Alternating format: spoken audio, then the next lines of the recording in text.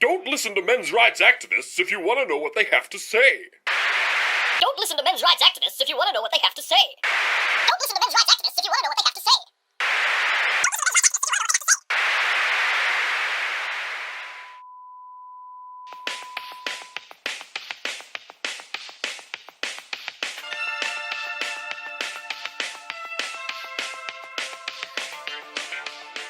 Hello, everybody, and welcome to another edition of Breaking Badger News. I'm your host, Brian, and I am here with Lindsay. Say hello, Lindsay. Hello.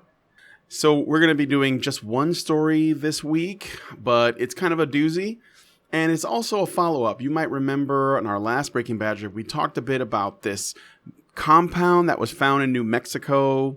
You know, the story of the guy who kidnapped his son, and they found like 11 kids there and stuff. Well, anyway, there's more information regarding that story, and it's pretty crazy. I thought I would share this with you. So without any further ado, I'm just going to go ahead and get into it. All right. For those of you guys who may have missed that episode or don't know the story, let's catch up on it. So 2 weeks ago, the father of a missing 3-year-old was found and arrested at a makeshift shooting range and compound that was to be used, according to officials, as a training encampment. An encampment that was to be used to train 11 children, or at least that's what they found there, to conduct school shootings. This came after an anonymous tip about starving children in the squalid New Mexico compound was sent to police. Siraj Ibn Wahaj, 39, was the man arrested for child abuse, along with Lucas Morton, Jani Lavelle, Hujra Wahaj, and Subhana Wahaj, as they were also involved in the training of these children. It is important to note that 3 of the 5 suspects, 3 of the 5 people they arrested, are women.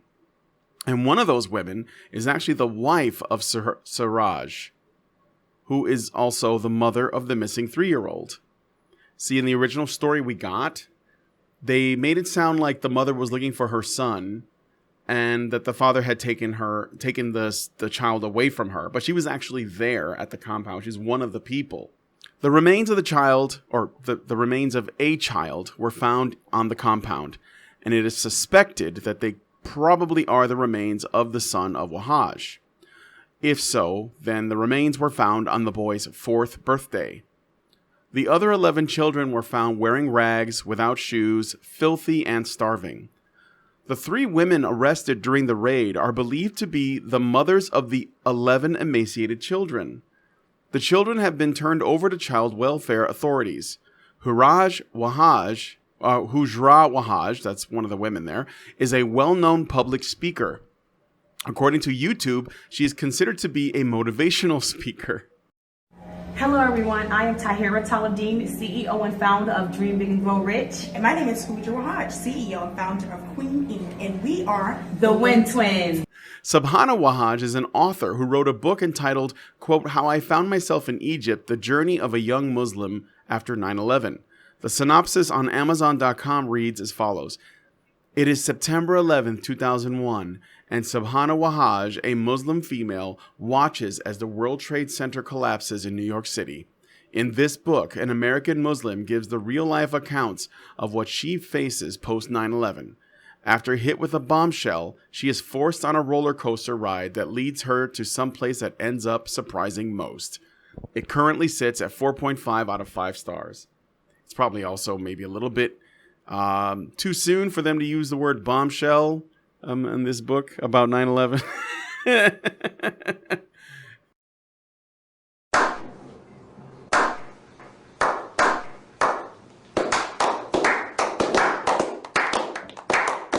I was unable to find any more details regarding the children. I looked around. I couldn't find anything about the kids themselves. But I suspect most of them, if not all of them, are boys. Though I don't know for sure. So take that for what it is. All those arrested are facing 11 charges of child abuse. And one of them, this guy named Lucas Morton, who was essentially like harboring them, he's also facing the additional charge of harboring a fugitive. What is also interesting is that Siraj Wahaj has another interesting connection, or connections, rather. One that CNN, ABC, and other mainstream media outlets have failed to mention, or they only glossed over, to the best of my knowledge. Siraj Wahhaj is originally from New York, and he shares his name with his grandfather, a well-known imam there. His grandfather, also named Siraj Wahhaj, as I mentioned before, was a character witness in the trial for Sheikh Omar Abdel Rahman, also known as the Blind Sheikh, that was convicted in 1995 of plotting terrorist attacks in the U.S. Wahhaj's father was named by prosecutors as a co-conspirator in the 1993 World Trade Center bombing. This is an unindicted co-conspirator claim, to be precise, but perhaps still worth pointing out. But the younger Wahhaj is not the only connection. Linda Sarsour, the cockroach herself, a prominent Democratic activist that organized the Women's March in Washington, called Imam Wahhaj her mentor at an Islamic Society of North America conference in 2017. This is what Linda Sarsour had to say. "My favorite person in this room, that's mutual, is Imam Siraj Wahhaj, who has been a mentor and motivator and encourager of mine, someone who has taught me to speak truth to power and not worry about the consequences, someone who has taught me we are on this earth to please Allah and only Allah, that we are not here to please any man or women on this earth. So I'm grateful to you, Imam Siraj. I am grateful to you, Imam Siraj. God bless you and protect you for a long time, because we need you now more than ever." Linda Sarsour has also showered praise upon Imam Wahhaj in a series of tweets. And I hope that when we stand up to those who oppress our communities, that Allah accepts from us that as a form of jihad, that we are struggling against tyrants and rulers, not only abroad in the Middle East or in the other side of the world, but here in these United States of America, where you have fascists and white supremacists and Islamophobes reigning in the White House. But as investigators continue to uncover more information about the training compound, a spokesperson for Imam Wahhaj's Brooklyn Mosque, Masjid at-Taqwa, dismissed the authorities' claims as nothing but fake news. Do you think this story is crazy so far? It gets even weirder. According to ABC, Judge Sarah Backus ordered the suspects, all of them, that would be Siraj, Lucas, Jani, Hojra, and Subhana, released on a $20,000 bond each on Monday evening. So they're not actually going to jail, they're released on bond, and ordered them to wear ankle monitors under trial, the Taos County Sheriff's Office announced. District Court Judge Sarah Backus outlined her reasons for granting release to the suspects in a 19-point written order filed on Tuesday. This is a quote from the judge's ruling. "The court is aware that it will receive criticism about this decision," Backus wrote. "The canons of judicial ethics require that judges not concern themselves with public opinion and base their decisions on the law and the evidence presented in court. The defendants are innocent until they are proved to be guilty beyond a reasonable doubt. In court, the burden was on the prosecution to prove its case, and it did not do so," the written order went on to say. "For that reason, the court has denied the motion for detention without bond." The order does outline 12 strict conditions for their release, including weekly contact with the attorney, adding that the suspects must also cooperate with the New Mexico Children, Youth, and Families Division, where the children are being held in protective custody.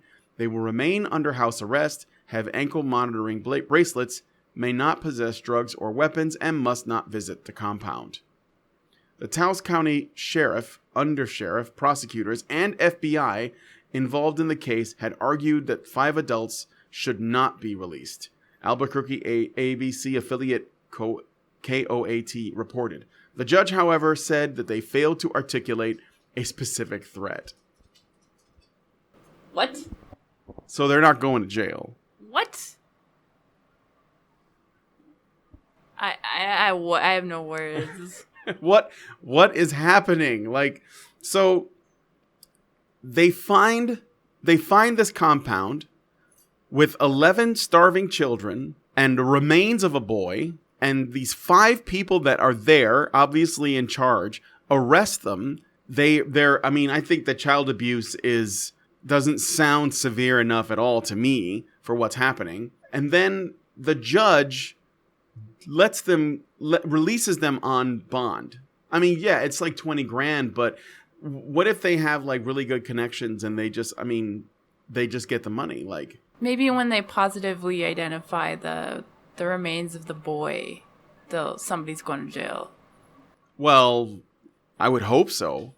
But I mean, I'm wondering, because right now, all of them are sitting with the same charges with the exception of the guy that harbored them, who's also got the additional charge.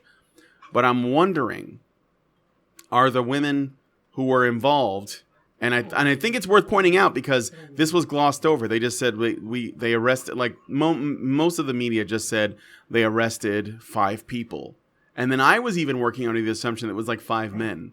But the majority of them were women. I wonder if they're going to get the same sentence if there is one. I don't even know what's going to happen here. But it's not a good sign that the judge is letting him go. And he finds, or she, the judge, says, the burden was on the prosecution to prove its case and it did not do so. For that reason, the court has denied the motion for detention without bond.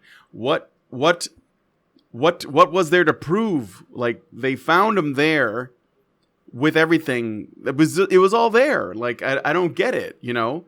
It's just, it's wild. Well, if the prosecutor didn't prove anything, shouldn't there be like a mistrial or something and they go back? Because that doesn't make any sense to me. How can they not prove it? Can't they put the kids on the stand or something? Like, don't they have any... Like, what? Yeah, I mean, like, you have these kids. You have... I mean, I don't know how any of this shit works, so I don't know. But it seems strange. Yeah, for sure. I mean, I don't know, like, how this is working out the way it is, but I just thought I would give you guys a follow-up. I just had a comment about the woman that wrote a book. So was she involved with this? Or she connected? No, she was one of the women arrested. Yeah. So she wrote a book about how she was victimized after 9/11 for being Muslim, and she's at a compound that's teaching kids to be school shooters. Yes, exactly. Most of those kids are suspected to be their kids. Remember when Alison was talking about how these people, the Muslim faith women, raise their kids? They use their sort of like their power over the home to turn the men into make them disposable in a way that's useful for their religion. Like how this is something that is ignored by I mean, obviously the left will ignore it because they want to protect Muslims, period. But the right ignores this too. They take away women's agency in this entire discussion around radical Islam, and it's obvious that these women have influence within Islam, right? This should be proof of that. The majority of the people there were women.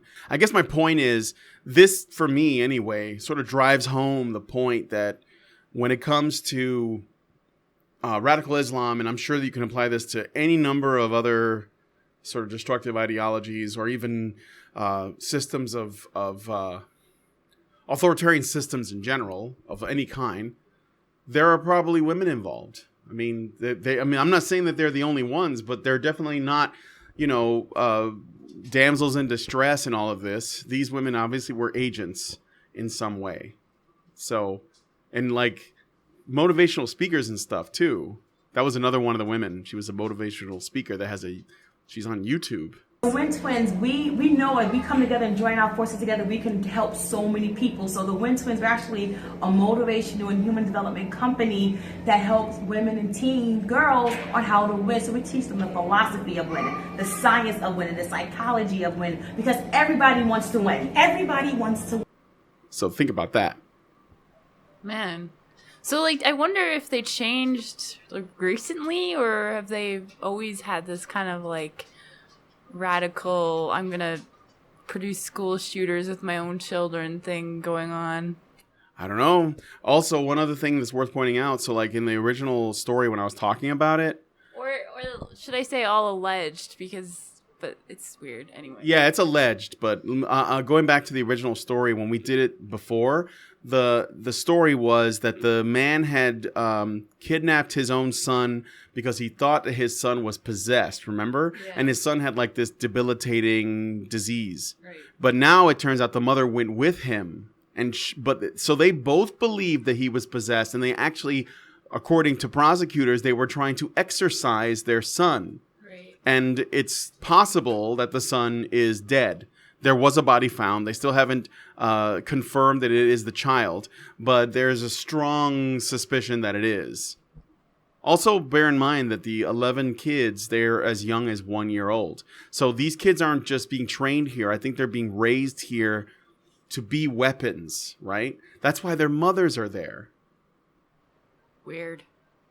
Yeah. We're going to wrap it up. But thanks for joining us on this edition of Breaking Badger News. Give us your thoughts on this story. I'll include as many sources as possible. I looked at CNN, Fox, ABC, Breitbart. I was kind of all over the place. So I tried not to get let's say, too much of a biased source. It's really the only way we can operate. Please feel free to like, share, subscribe, and follow us on Twitter at HoneyBadgerBite. Follow us on Facebook at HoneyBadgerBrigade. And we hope to see you very soon. Thanks again for joining us. Have a lovely day. Sisters and brothers, it's been 16, almost 17 years since the horrific attacks of 9/11. And we still, as a community, find ourselves unprepared in so many moments. Why, sisters and brothers? Why are we so unprepared? Why are we so afraid of this administration and the potential chaos that they will ensue on our community? And we already saw their potential when they come out every few weeks. Muslim ban 1, Muslim ban 2, Muslim ban 3. They are relentless, they are persistent and consistent, and want to see how much we as a community can endure, and want to see who our friends are and how hard we're going to fight back against this administration.